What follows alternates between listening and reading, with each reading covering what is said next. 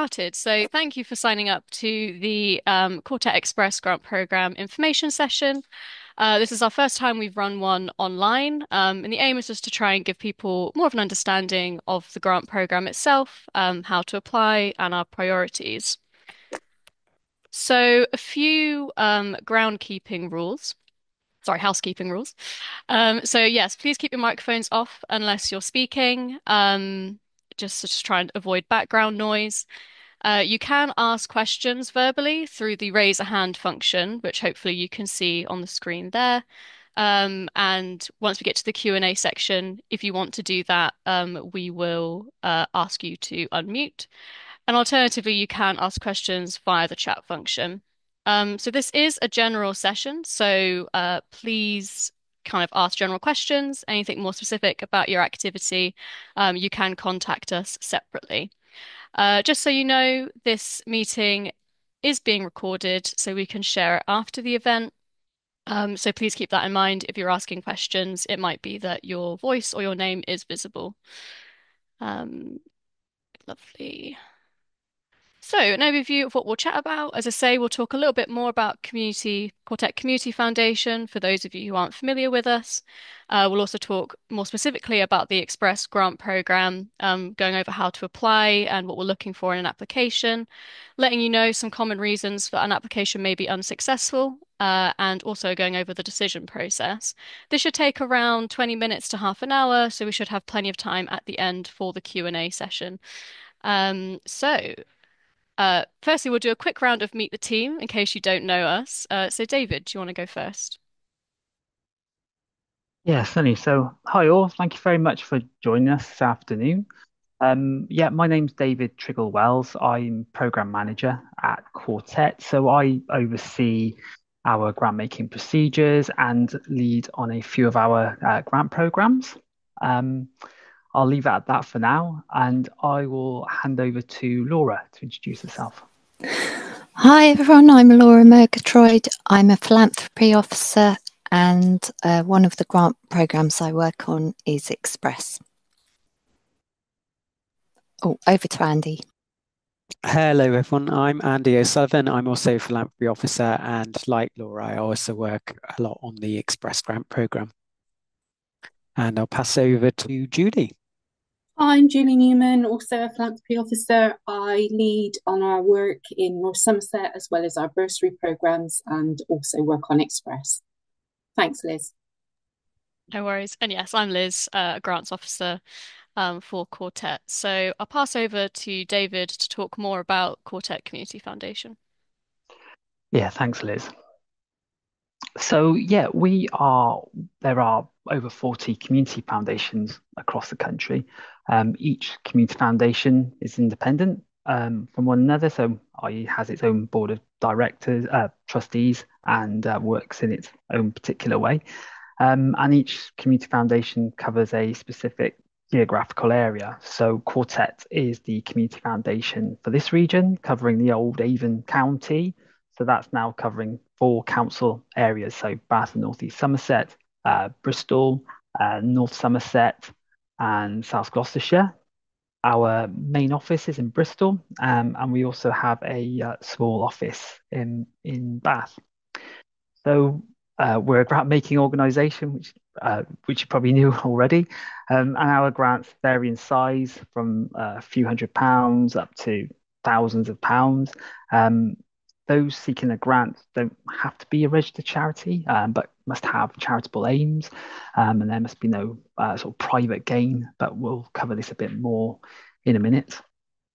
Our grants support a broad range of causes, but the core aim of our grants are really around helping improve the lives of local people and communities where they face challenges, such as living in poverty or on a low income or face inequalities. Just on this last point on the slide, our grants are made possible due to many funds that have been set up through Quartet, funds that have been set up from individuals, families, businesses, and trust. And with many of these funds, we invest that money on behalf of the donors, on behalf of our fund holders. And the annual income from those investments is what helps us make award grants. And this is particularly relevant to the Express Grants Programme, as many of the funds that have been set up through Quartet feed into the Express programme, and that's what makes the grants possible for Express. So next slide, please, Liz. About the Express Grant Programme, who can and can't apply. This is for groups and organisations from the local voluntary community and social enterprise sector, or VCSE sector, as it's often called. Those applying to Express, as I've said, don't have to be a registered charity, but you must have charitable aims and there must be no private gain. We've got a few examples here on the slide. But in addition to what's on the slide, community benefit societies are also eligible to apply to, so i.e. those registered as an industrial provident society. Also, you don't have to be an established group organisation. Both new and established groups and organisations can apply for a grant. But applicants must be based and working in Bristol or in Bath and North East Somerset or in North Somerset or South Gloucestershire. So, i.e., they must be sort of based and working in that area you saw in the slide before. And just on this last line on the slide, applicants must have at least 3 registered trustees or directors, with the majority being unrelated or not living at the same address. And in addition to that, community interest companies, or KICs as we might call it, we may not award a grant where you have 1 or 2 directors registered as a person with significant control with company's house.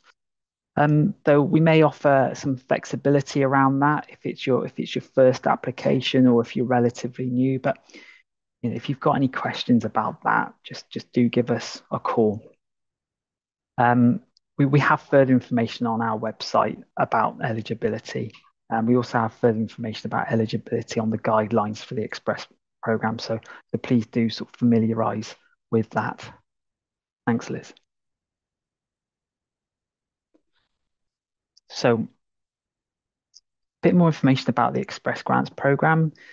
We refer to this as a rolling programme, and by that we mean it's open for applications throughout the year. So there's no closing date as such.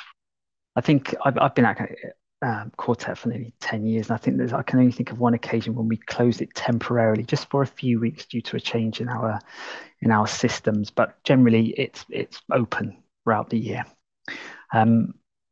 The aim of the Express Grant Programme is to support local grassroots groups and small to medium-sized organisations. So we'll prioritise funding towards activities, projects, services that address the impact of economic disadvantage. So i.e. the impact from living in poverty or on a low income. We'll also prioritise funding towards work that improves the lives of those who have limited access to appropriate or affordable services and support, which again can be due to living on a low income, but also due to, for example, cultural or language barriers, being disabled or having serious health conditions, for example. And there are situations where there is limited provision to affordable or appropriate services and activities for those with such characteristics. So, for example, that could be for us supporting a service that's helping people whose first language isn't English to access and engage with healthcare. Or it could be, for example, supporting community transport for disabled people. We'll give you a few examples of what types of grants that Express can fund in a minute. I suppose one thing I should add before I finish is that we'll prioritise groups and organisations whose average income is below 1 million. And this is because the priority is for smaller organisations and groups embedded in the local community and prioritising funding towards kind of grassroots level activities. So that's it from me for now, and I'm going to hand over to Andy. Oh, sorry, unmute myself. So as well as the main aims for the Express Grant Programme, there are a few other extra considerations that we'll take into account when prioritising which applications to support. So one of those things is the kind of the involvement of people with lived experience with the organization. So that could be in different ways. So it could be that you have people with lived experience of the issue that you're trying to tackle within the organization itself, or you may involve your beneficiaries in consultation or kind of survey them on a regular basis. So that's important to us so that we know that you're kind of like really understand the kind of like needs of the people that you're trying to benefit. Another thing that we'll take into consideration as well is the links that you have with existing organizations that provide similar or relevant, similar activities to your own organization. So I suppose there's a few different reasons for that. We want you to be able to show that you have a good idea of what is out there, really, what exists already that of similar services, so that you're not duplicating existing services, but also so that you're complementing those services, and also that you're consulting with existing groups so that you know that you are actually providing an effective service based on what they know, the experience that they've gathered as well. Also, another thing that we encourage is that for groups to think about the environmental impact of their work. So obviously, if you're doing work that involves transport or meetings or whatever it might be, if there's some way that you can reduce the environmental impact of that work, so it might be meeting online, it could be trying to encourage people to use public transport, a wide variety of different things. And then that's something that we will take into consideration as well. And obviously, we're keen to support activities that are looking towards creating resilient, sustainable communities. So that's quite important, really, as well. Next slide. So here we have a couple of examples of the types of activities that we could support. So obviously the Express Grant Programme, it's not a large grant, so typically it does support quite a lot of time-limited projects and activities, such as a set of workshops or an activity programme.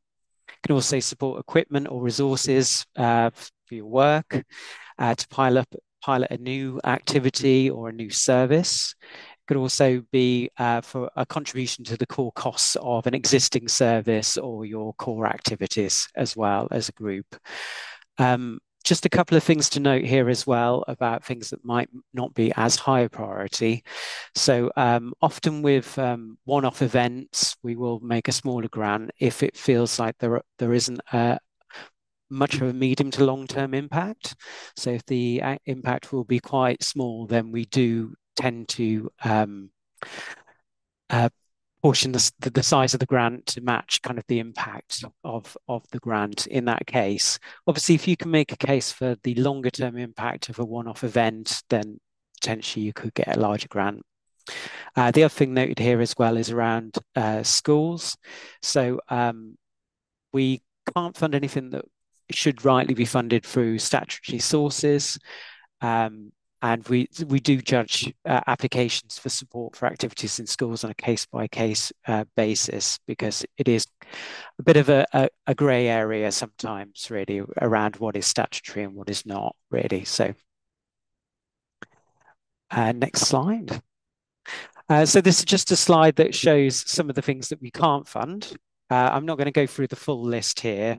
Obviously, this is available in the full set of guidelines, but just to note a couple of things. So we can't fund any activities that have already happened. So it must be something that you're yet to do. Again, just to reiterate, we can't fund anything that should be funded from state funds, basically. And also that we can't fund anything that supports a political party or is intended to influence people's religious choices. So there are a number of different things there that we can't fund, but obviously those are in the guidelines. And if there's something that you want to talk to us about specifically, if you're not clear, then please give us a call and we'd be happy to talk to you about it.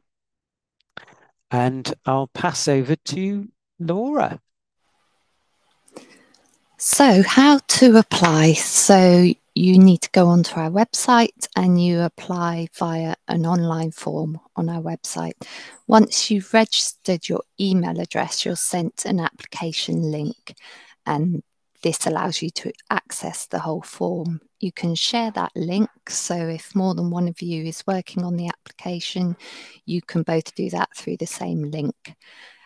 It's really important to save the form and come back to it. Please don't forget to keep saving it.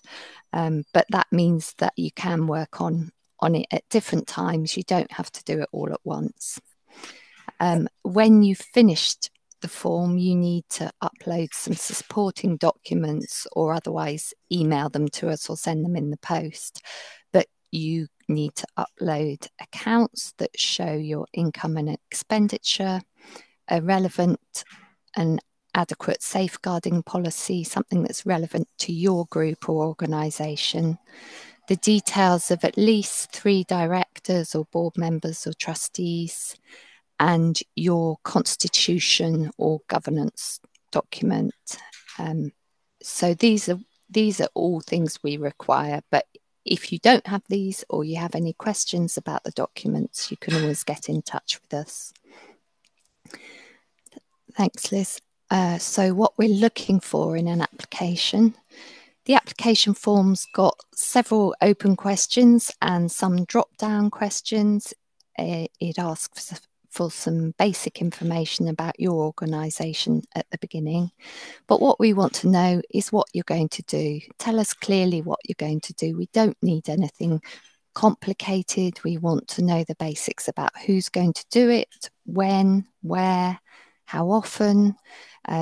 Please don't use jargon because we might not understand what it is. There's a word limit on the questions, so we don't require reams and reams of information, but we want it to be clear. We really want to know how you've identified the need for the work. So what's the local need? How do you particularly know that work's needed? And we're happy to have statistics. We often get them, but we want them to relate to what you know about what's going on in your community rather than something that's more generic. What do you expect to achieve from the work?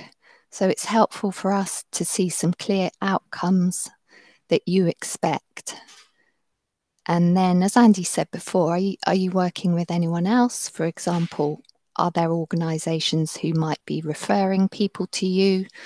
Or are there other organisations that you signpost people to if, for example, they need additional support which you're not able to offer? Then we want to know some more about the beneficiaries. So we do have a section with drop-down questions about the beneficiaries, but in addition, it's useful to have information about who you're working with when you're answering the other questions. So are you targeting this work at specific groups? And if so, how? We want to see there's a clear need for the work and that it's complementing what's going on locally already. How do you fit in with other local services and activities? Then there's the budget. So we need a clear breakdown of the budget. There are several budget headings and we want you to tell us how much you're requesting under each of these. We also want to know the total cost of the work. So if it's greater than the £5,000 maximum limit for Express, how do you aim to fund the shortfall? And this is a section we sometimes get some questions on. So you're always welcome to give us a ring or send us an email if you're not quite sure how to fill in the budget section. But that applies to all the questions. If you've got any queries, just get in touch.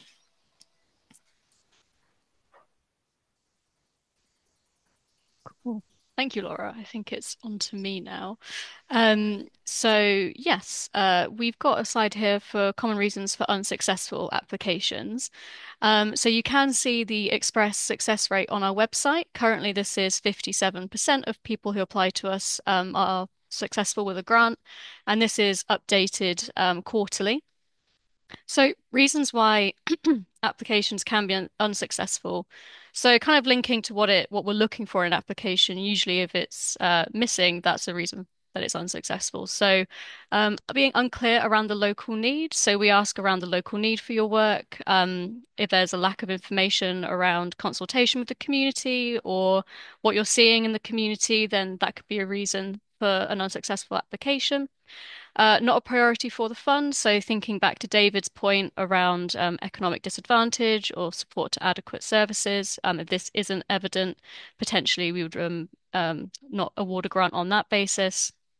And another point is that an organisation is ineligible, and we see this a bit more with first-time applicants as well, or new groups. So really looking at that, what documentation we need and what setup we need is really important.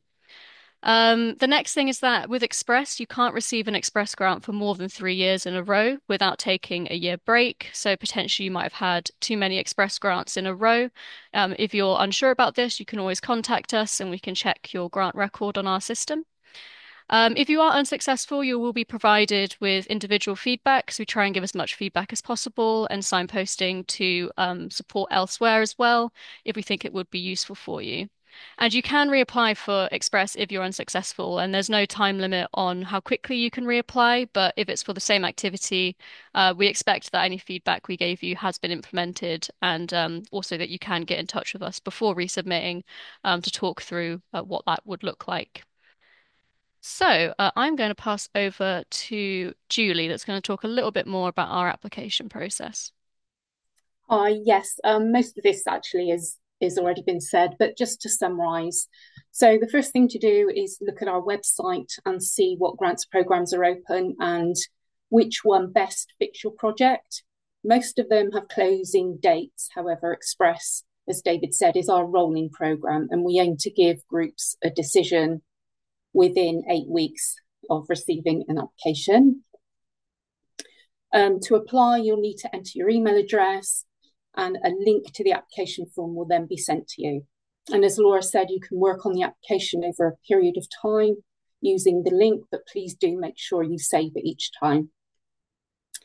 Once complete and you're happy with it, then submit the form along with the supporting documents. Your application is then assessed by the grants team. Supporting documents are checked, and you'll be contacted at this point if there are any follow-up questions. Once assessed, the application then goes to a panel where a decision is made. You'll be notified via email whether your application was successful or not. If not, feedback will be given. If successful, a member of your management team and not the grant applicant will need to accept the grant. And once we've received this, payment will be sent directly to your bank account. And finally, you'll be required to submit a full end of grant report once the funds have been spent and within a maximum of 12 months from receipt of payment. You won't be able to apply for another Express grant without this end of grant reporting being received by us. Thanks, Liz. That's great. Thank you. So I believe we have come to the end of our talking at you. So hopefully now we can answer any questions. If any of you do need to leave at this point, I'm going to ask Laura to put in a link to our feedback form for this webinar. As I said, this is the first time we've done an online webinar, so it'd be really useful for us to get any feedback of how we can improve and what you found useful. But yeah, so we can hand it over to questions now. If anyone would like to ask a verbal question, they can use the raise a hand function or feel free to put a question in the chat. I answered one in the chat actually, Liz, but I'll read it out. So Laura asked, have you got an offline version of the application forms that we can see for information?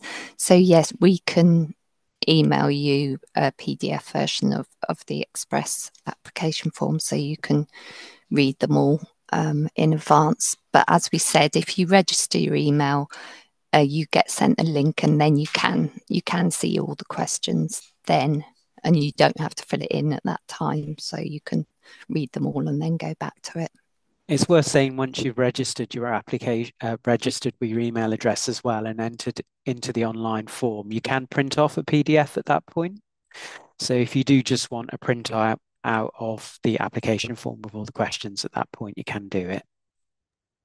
That's great, thank you. So I'm going to go to some verbal questions first. So, Tomasin, I'm going to ask you to unmute and feel free to ask your question. Hello. My question, I've got two actually, but they're quite short ones, hopefully.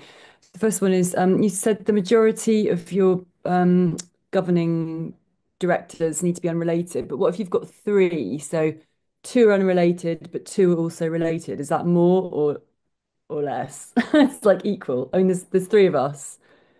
So myself and Sarah are not related, but myself and Chris are related. So how does that work? Uh, Sorry, that sounds like the majority are related then. Yeah. Yeah. Okay. And the other question is, you talked about you may be awarded less depending on what you think of the application. So does that mean that you might apply for 5K, but then you might only be awarded 3K? Or you just wouldn't be awarded anything and you'd be told to reapply for less? It's certainly a possibility that we may make a smaller grant. I mean, it depends on the application completely, really. With some applications, it's very clear that there are a number of different activities and that one could be done without another, for instance, or the maybe one that we've part of the application that we feel is a really strong fit for Express, but another part that we feel isn't. So I suppose that is something to maybe think about when you're actually completing an application as well, is if you do have multiple kind of things that you're asking for within one application. If in the cost breakdown those are quite clearly defined, then that would make it easier than if the panel feel that they can only fund part of the activity. So Okay. but yeah, we would obviously, if an activity is a good fit for the Express Grant program, we would aim to try and fund the whole activity as long as the costs are all reasonable. Okay, So bro. Thank you. That's great. David, do you want to go to the chat and answer one of those Yeah, questions? yeah, because there's a few questions that have come in. I tell you, I've not had to do this before, guys. It is quite tricky keeping an eye on the chat, isn't it? We've got a question in from Roger Sabido. Oh, Sabido. Apologies if I've pronounced your surname completely wrong. And it's an eligibility question, which is quite specific to your organisation. So, do Bristol Locality Community Benefit Society um, for a local community of benefit qualify for grants under the program. Roger, would it be okay if we answer that separately? There's part of that question I don't quite understand, where you reference under Plunkett Foundation model rules. So if possible, I'd like to sort of answer that offline if that's okay. And I think we've got your contact details, so we can do that. Um, and yeah, further down, question here from Laura Porter. Do you offer alternative formats for applying for disabled neurodivergent people? E.g., I think I recall that Arts Council accepts videos of people speaking instead of having to complete it all in written form. So that's a really good question around the alternative formats. Um, Unfortunately, it's not something that we can offer at the moment. Unfortunately, it is our online form. Um, but we do recognize that that can be not the most accessible way for certain people. So that's definitely something we want to explore. But unfortunately, at the moment, that there aren't any sort of alternative formats. I don't know if any of my colleagues want to add anything to that at all. I mean, I suppose just to say that if you are having a problem around it, accessing or filling in the form in some ways, then it's worth having a chat with us. Obviously, we can potentially provide the form in in a say in a Word format, for Mm, instance, and if that can be provided in a way that's kind of like would make it more accessible, then we'll try to do that. mm. I mean, these are things that we're actively looking at all the time around accessibility. So, and videos is something that we've attempted in the past, but it's not something we've been able to work in quite yet. Yeah, I I think think that's right about yeah, we could provide it in a Word format, I suppose, which it may create a bit more in the way of accessibility. Sorry, I think I interrupted somebody then. I Is was, that I you, was, Liz? I was just going to add Brilliant. that I think that we read every application we receive, and we're not expecting perfect grammar, perfect spelling, perfect English, or anything like that. And if there's anything that is unclear in the application or that we don't understand, more often than not, we will get in contact with you to ask more information, and that could be through a phone call, not necessarily through email. So yeah, hopefully, that also helps with that point. Okay, let's go to another verbal question. So, Chris, I will ask you to unmute and feel free to ask your question. Oh, thank you. Can you hear me? Yeah, Brilliant, lovely. Yes, thanks so much for this, guys. Really clear presentation, really helpful. Been a while since we've done some presentations, so really appreciate your time on this. actually, Chris, sorry, you are a little bit crackly. I'm thinking probably is your headphones. I don't know if you can unplug them and ask it through your speakers or anything like that, but it's a little bit crackly. Right, I'm in an easy posture. Do you want to go to someone else and come back that second? Or? We can hear you okay now, actually. Maybe it's fixed Okay, itself. Yeah, that's what that sounds okay. good. It sounds okay. Ask away. Okay, no worries, no worries. The quick questions. One word, right, so the work we do on partnership with other organizations, that necessitates duplicate our work collaboratively. Chris, I'm really sorry. It's gone weird again. We will go to someone else, but if it still struggles, maybe you can type it in, and Okay, we can answer it that way. So let's go to Naomi. I'll ask you to unmute. Hi. Yeah, I just wanted to ask around the part where you say you prioritize applications from people, from organizations with less than an income of 1 million. Does that mean it's not worth applying if we're over 1 million, or kind of is there flexibility within that? I can answer that if you like.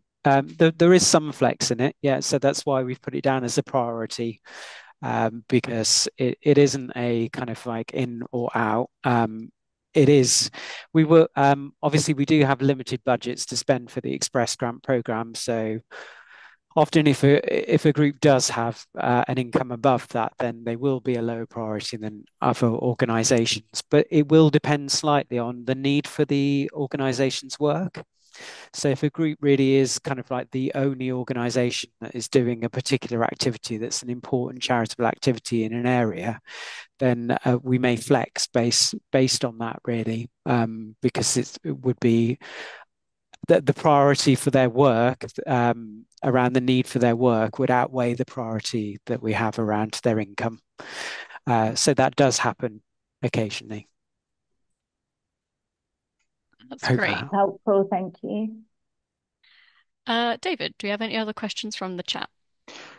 Yeah, so we got a question from Louise, who says, I was just wondering if home educated children fall into the same bracket as schools, or are they separate? Um, so yeah, I don't know if any of us have got any thoughts on that. I suppose I think it possibly could. We with funding from schools, what we usually say that there must be a kind of a wider community impact. So it must sort of involve and benefit maybe the community outside of the school. Certainly not happening in kind of lesson time, for example. Um, so so if it's kind of along those lines, then yes, it may fall within the same bracket. And I don't know if there's anything I've missed there, guys. If there's anything you want to add to that. Maybe just add that we don't fund individuals. If you're thinking of an individual child that's being homeschooled, we wouldn't be Good able point. Yeah. to fund that. Great, thank you. David, let's do two more from the chat while Yeah, we're at sure. it. So there's a question from Alan from Bath Community Transport. What level of reserves in terms of months expenditure would automatically decline a grant? Another great question. I'll do that one if you want. Okay. So there isn't an automatic exclusion, but this is definitely something we look at.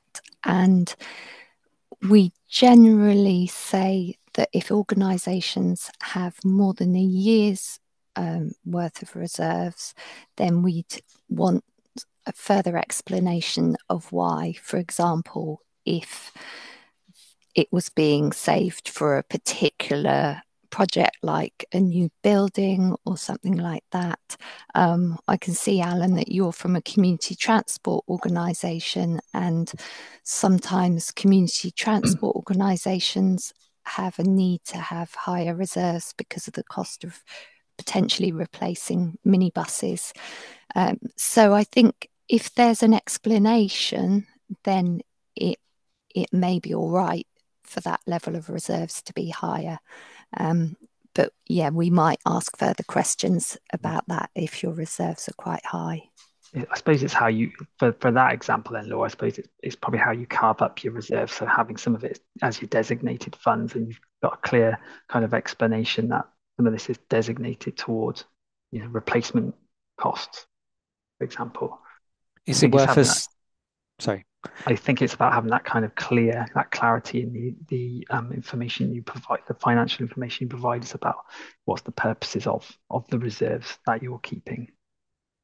I was just thinking it might be worth saying as well that, I mean, what we'll be looking at is your free reserves as well. So not money that's tied up, your restricted reserves. So or your kind of your assets. So if you own a building, then we won't be counting that against your free reserves.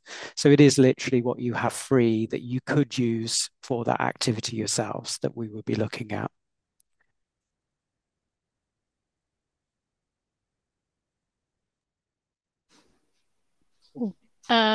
Should we answer Harry's question, David, and then we'll move on to Oh, a sorry. Yeah. verbal Did chat? you say? Yeah. So, well, with Harry, he's asking, do we prioritize projects that help larger groups of people, or can it fund something with a deeper impact for a small group? I think yes. Is a straightforward answer. A simple, straightforward answer. We recognise that it's quite nuanced, isn't it? There's work that might work with a smaller number of people, but it requires more intensive support. So we will take that into account around when the numbers are low. We'll sort of take into account that what the intensity of the support that's been provided, kind of what need is being addressed.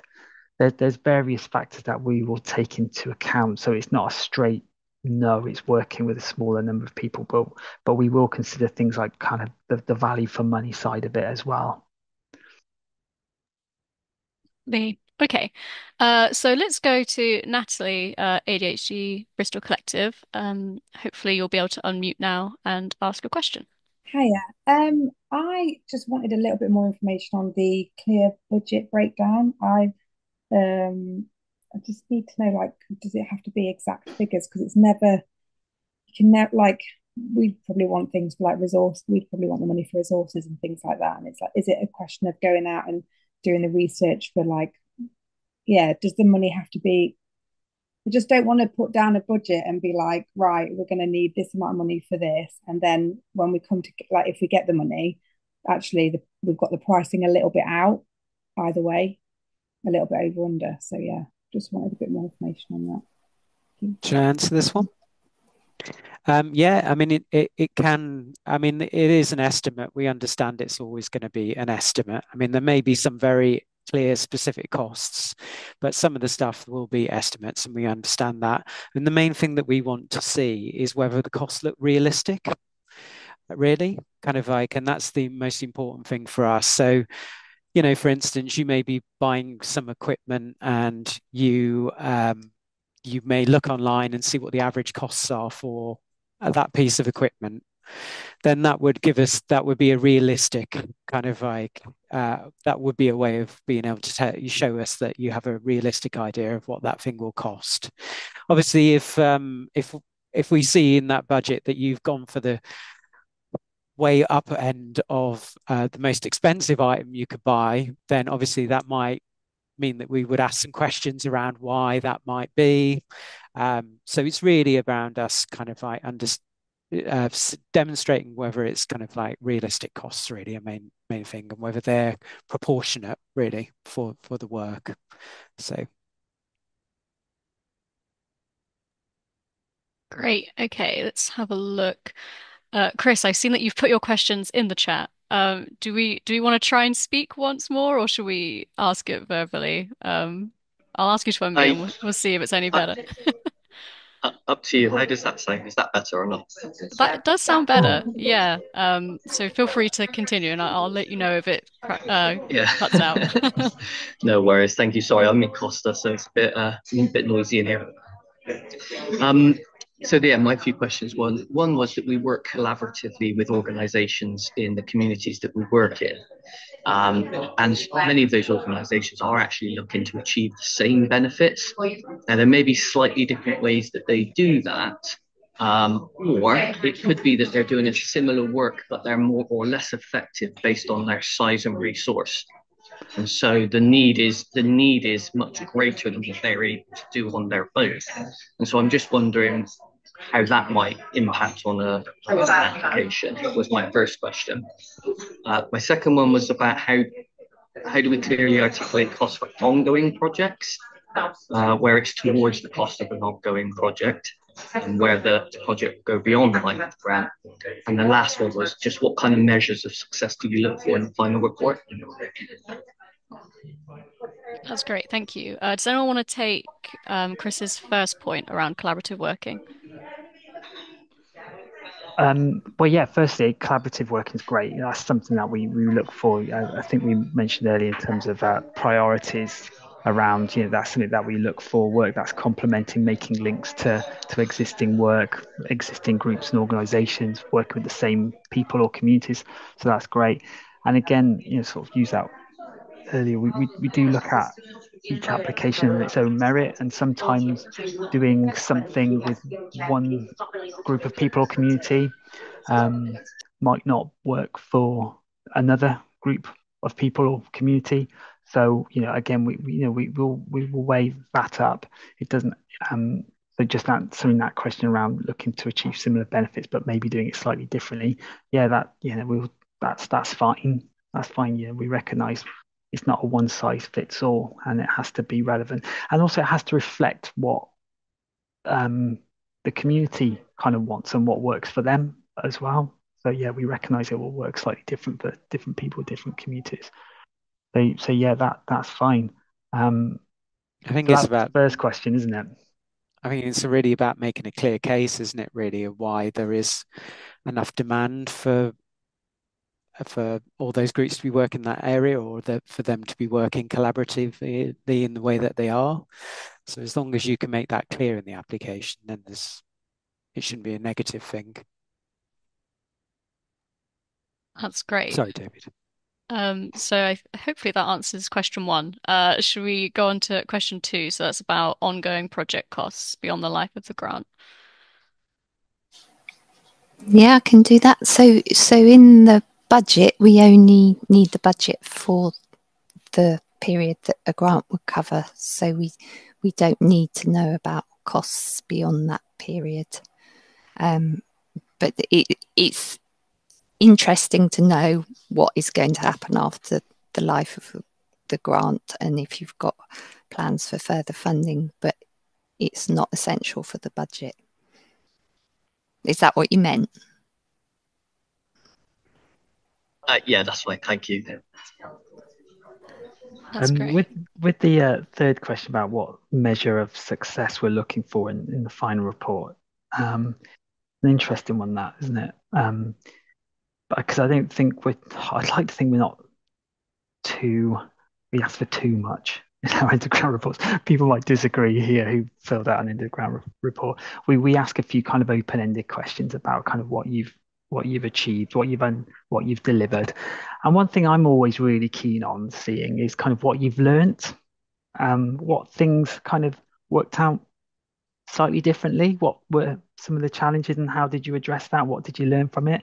I think for me, that's a real kind of good measure, actually, when we can see that there have been a few unexpected changes, there have been a few challenges, and this is how we approach it. This is what we learned from it. So I think for me, that's something I'm always really interested in sort of seeing and reading about. We don't sort of put a black mark against an organisation where there's been a few challenges and unexpected changes along the way. What's great is when they can it's clear that they've kind of they've learned something from it. They've kind of adapted to it, and made a few changes along the way. And so that's kind of, yeah, sorry, I'm a bit rambling now, aren't I? So that's, for me, that's a kind of a measure of success for me. I think it's also important to note that this feedback is what our fund holders get to see as well.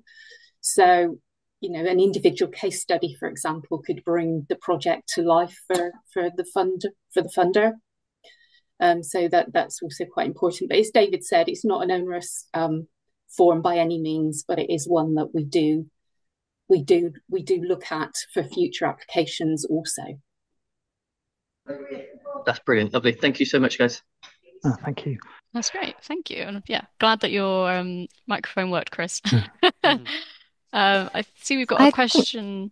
Oh, sorry, Liz. I think we missed one before. Yes. From Anne. Anne, indeed. Yeah, the chat keeps moving around. Sorry, are you wanting to go back to questions in the chat?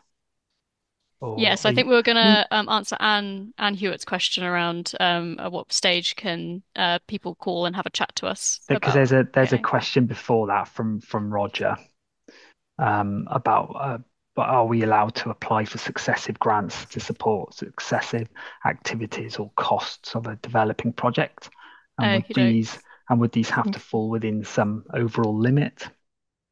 So there's that question as well. I think did we mentioned earlier with Express, didn't we, about did we cover it about repeat applications? So if you've had funding from Express program for the last 3 years, we won't support applicants. Yeah, we won't support applicants who've had an Express grant for the last 3 years in a row. So after 3 years, we tend to ask for a break, a 1-year break. So basically, yes, we are open to the idea of awarding another grant from Express for a second year and possibly even a third year. But when there's been a grant for 3 years in a row, we might say, look, I think it's time to take a break there. And so I think after having a grant for maybe a couple of years, it's starting to think about, okay, what else? How else could this be funded? Are you only allowed to apply for one grant in a 12-month period? Yes. At the moment, that is the case for Express. Yeah, because the funds are limited. Unfortunately, it's not. It's there is a limited pot, so we've had to come up with that that criteria. I'm afraid, Roger. You are actually you're allowed to apply to more than one grant program within that period of time. That's just Express that you will need to wait 12 months for. But any other grant programs that are open and fit another project, for example, you'll be eligible to apply to. Yeah, thanks, Julie. That's a really good point. Because we run, Express is one of several programs that we'll run. So if you have got an Express grant that's live, it doesn't bar you from having a look at our other programs. There might be successive activities, say, that add up to less than £5,000, but would be the subject of separate, or could be the subject of separate applications. Yeah. Especially when we would be looking for funding from other sources as well. What I'd recommend doing, Roger, is to give us a call. So you don't spend time on an application if you've got any queries about that. So you've got a grant that's live with us and you're not quite sure whether you could apply to another program, just give us a call. I'd rather you did that than start, spending your time on an application form. I'd rather you just give us a call and just double check with us if you've got any doubts about that. More than welcome to give us a call. So is that okay, Roger? Well, yeah, it could be that you might enable us to sort of call down amounts from the grant for separate activities. given that we may need the first one, and then perhaps the second one is not needed because of circumstances or Okay.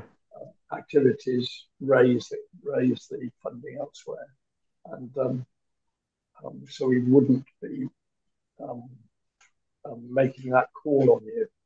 So, say an activity cost was £2,000, then there's a follow-on activity of £1,500, and having used the first activity, the second one, then we found funding for as part of the result of the first activity, and so we wouldn't need that 1,500 and wouldn't want to call it down.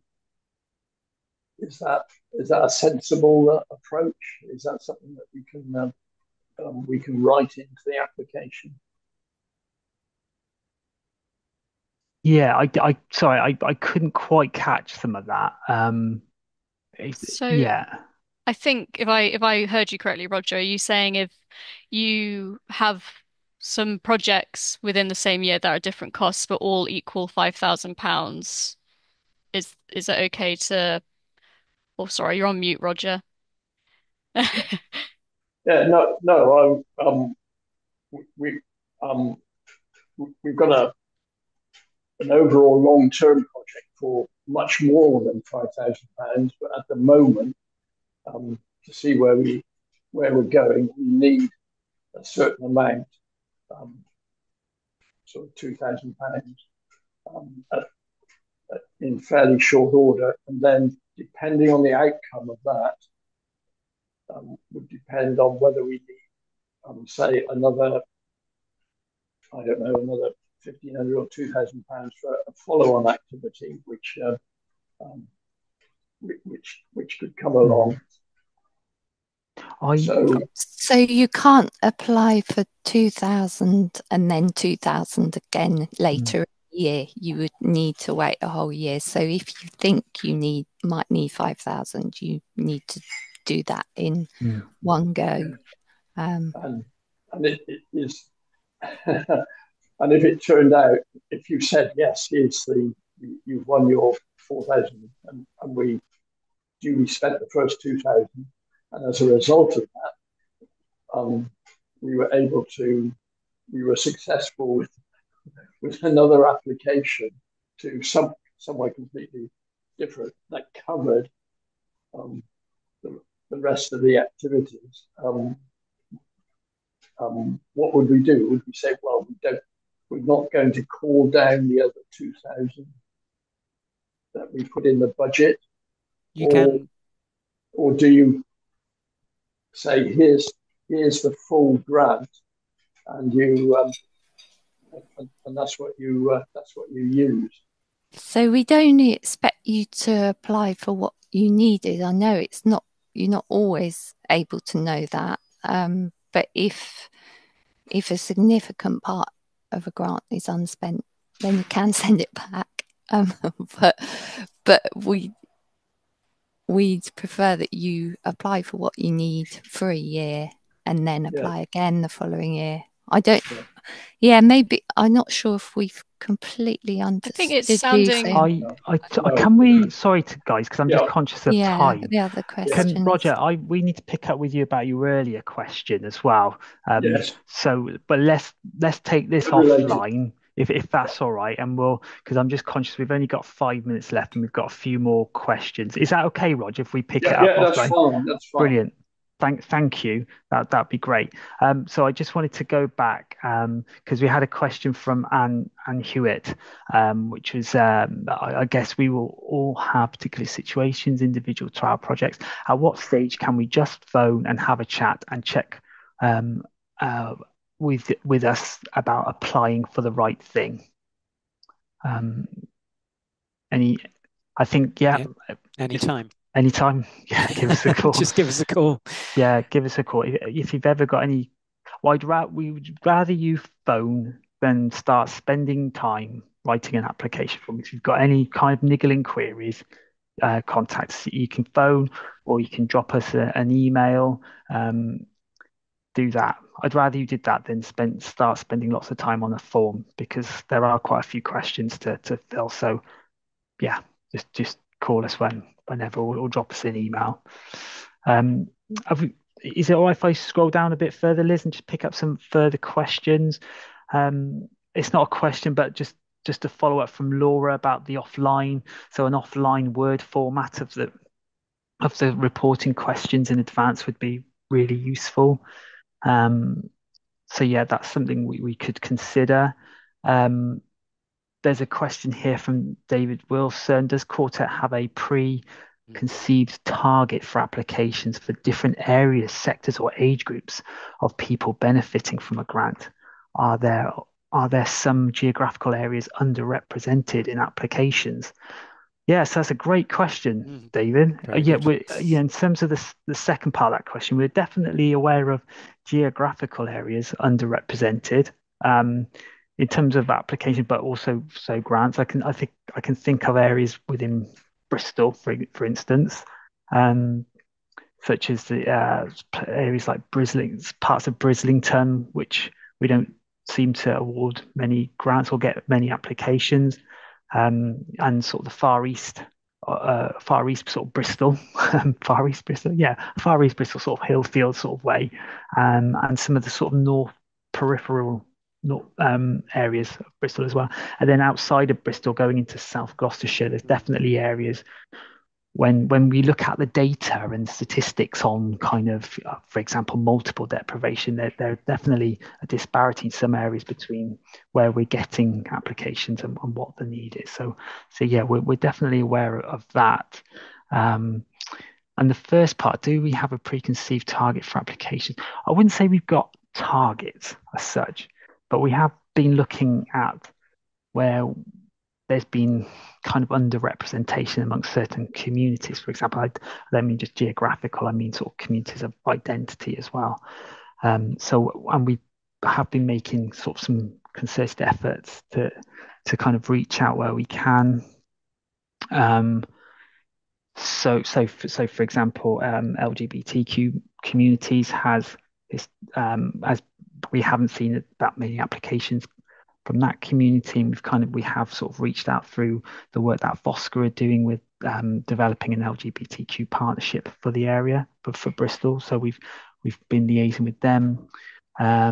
We've worked a lot over the last year with Black Southwest Network to do fundus surgeries there as well. So it's recognizing that there were certain minoritized communities where we weren't getting as many applications, and we seem to be seeing some benefits from that work now. So we don't have targets, but we're certainly aware of certain communities where there hasn't been the applications we might expect. So hopefully that answers that question. I don't know if anybody in the team wants to say anything more to that. Is it worth saying something about the way we match with funds within the Community Foundation? Just to say that the funds that we that sit within the Community Foundation, they will have their own aims around the charitable aims that they want to support. So when we receive an express application and we see that we want to fund it, that it fits with the criteria, then we have to match it to a fund within the Community Foundation as well. So there are very rarely occasions where we have we can't find a fund that matches, where the fund's aims match the grant applications aims. That's very rare, but there is kind of like there can be sometimes some limits on what we can support because of the aims of the funds that we have available. Okay. Thanks, Andy. Just moving on, because we've got a minute left, so I just need to scan through this. Just got two more questions. So we got some hands up, have we at all? Or I don't. No hands. So it's just the two questions. So one from Playwooden, and then one from Laura. Yeah. So I was gonna come on to that. So if the break form, so I'm not sure if I'm saying, if the break from application is more than a year, is that an issue? I don't believe that's an issue. So I think that means if you've had a break of more than a year, maybe that's not an issue at all. That's not an issue. I've gone blurry. You have gone blurry. You've gone blurry, Laura. And there's a question from Laura. Are we able to upload photos and video examples of our work to support our applications? Yes. Yeah, you can do that. If you're not able to attach it to the actual application form or your end of grant form, you can send it directly in an email, attach it to an email. Links as well. You can put yeah, links links. in the application if you've got something Yeah. online that you want to link to. Yeah. So yeah, there's ways and means of doing that, and yeah, it's always good to have that additional information as well. And just to say on that, if you are sending photographs or videos, you'll need or will need to see consent if we would like to publish them, for example. So Yeah, we would need that consent from people in the photographs, for example. Yeah, there's that we've got on the end of grant form. There's a sort of a declaration where we make it clear, are we able to use this for our own purposes, like publishing it in I think I need to our make a documents. distinction between Oh, something. I'm not sure if yeah, you've understood my question properly okay, then. So this is about the application process. So if I've already had consent from yeah, people to share their images to support further funding applications, that for me is distinct from you being able to use that on your own websites because it's not something you've actually supported yet. yeah, yeah. Yeah, so Okay, it's previous rather previous. So than as part of the subsequent. application. Yeah, yeah. Okay, Okay. all right. Thanks for that clarity. Cool. So yeah, and I think you can submit things with your application that aren't text-based as well. And Yeah. yeah, we wouldn't use that for anything other than the purpose of the assessment. Mm. Um, well, so Louise has asked probably the final question, which is what's the best email and phone numbers to use? So glad you asked, Louise. So this is the best numbers. As you see, we have got a specific Bath and North East Somerset number and a Bristol one and also the locations of our offices. But the email for both is the same, so it's just applications@quartetcf.org.uk. Yeah, so I'm going to ask Laura to put the link to the feedback in again, just in case anyone missed it in the chat. But yeah, that's the end of the session. If anyone's got any particular questions about their own groups, you've now got our details. And yeah, please do pop us a call. And after this, maybe tomorrow or the end of the week, I'll send you an email which has links to all the kind of pages we've talked about today, and other support available, and also a recording of the session itself. But yeah, for now, thank you for coming, and feel free to get on with the rest of your Wednesdays. Thanks, guys. Thanks.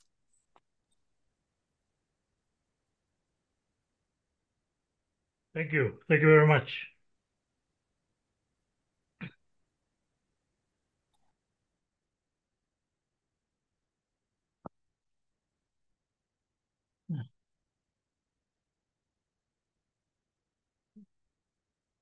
Mm.